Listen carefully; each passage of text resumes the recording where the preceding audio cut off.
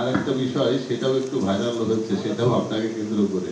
বইমেলার উদ্বোধন দিন একটা ডাস্টবিন, আপনি একটা স্ট্যাটাস দিয়েছিলেন সেই ডাস্টবিনের, তো সেটাও মনে হয় পরবর্তীতে আপনি সরিয়ে নিয়েছেন, কিন্তু এটা সরিয়ে নিলেন না, আমি সরাই নেই, আপনি বোধহয় লাস্ট আর ভিজিট করেন নাই।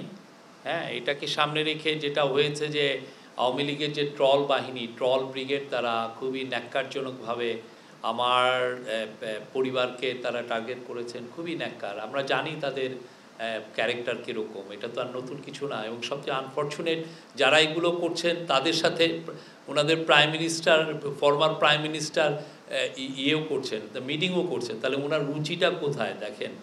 হ্যাঁ, একটা বুচার অফ বেঙ্গলের রুচিটা কোথায়? শেখ হাসিনা ওদের কি আমরা যেটা দেখছি যে এ টিমের সাথে এগুলো করছেন, আর এ টিম হলো এই কাজগুলো করছে। কারো মেয়ের উপরে গলাটা কেটে নিচের দিকে পর্নোগ্রাফির ছবি দিয়ে দিচ্ছে, কি ভয়ঙ্কর। এবার এদের সাথে বুচার অফ বেঙ্গল মিটিংও করছেন। আপনি রুচিটা কোথায় গেছে?